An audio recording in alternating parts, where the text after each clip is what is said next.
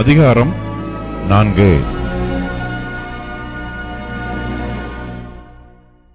இப்படிப்பட்ட ஊழியத்தை உடையவர்களாகிய நாங்கள் இரக்கம் பெற்றிருப்பதால் சோர்ந்து போகிறதில்லை.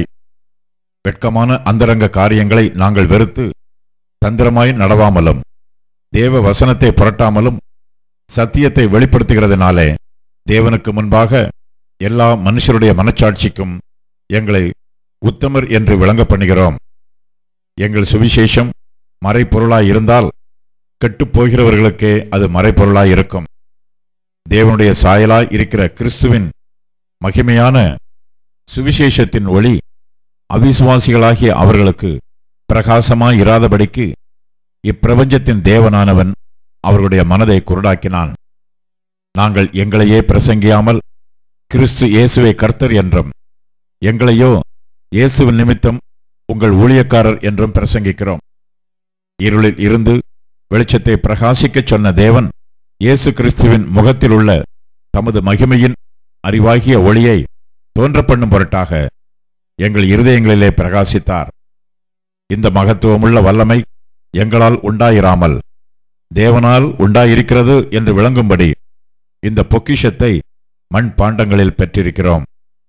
நாங்கள் எப்பக்கத்திலும் நெருக்கப்பட்டும் ஒடுங்கி போகிறதில்லை, கலக்கமடைந்தும் மனமுறிவடைகிறதில்லை, துன்பப்படுத்தப்பட்டும் கைவிடப்படுகிறதில்லை, கீழே தள்ளப்பட்டும் மடிந்து போகிறதில்லை.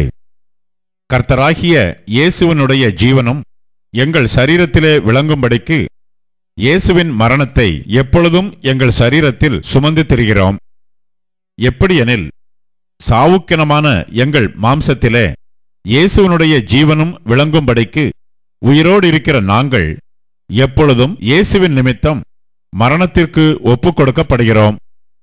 இப்படி மரணமானது எங்களிடத்திலும் ஜீவனானது உங்களிடத்திலும் பலன் செய்கிறது. விசுவாசித்தேன், ஆகையால் பேசினேன் என்று எழுதியிருக்கிறபடி நாங்களும் அந்த விசுவாசத்தின் ஆவியை உடையவர்களாயிருந்து விசுவாசிக்கிறபடியால் பேசுகிறோம்.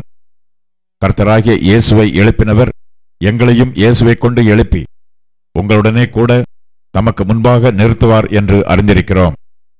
தேவனுடைய மகிமை விளங்குவதற்கு ஏதுவாக கிருபையானது அநேகருடைய ஸ்தோத்திரத்தினாலே பெருகும்படிக்கு இவையெல்லாம் உங்கள் நிமித்தம் உண்டாயிருக்கிறது. ஆனபடியினாலே நாங்கள் சோர்ந்து போகிறதில்லை. எங்கள் புறம்பான மனுஷனானது அழிந்தும் உள்ளான மனுஷனானது நாளுக்கு நாள் புதிதாக்கப்படுகிறது.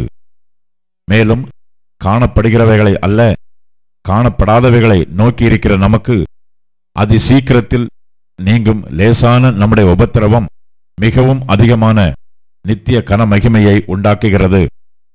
ஏனெனில் காணப்படுகிறவைகள் அநித்தியமானவைகள், காணப்படாதவைகளோ நித்தியமானவைகள்.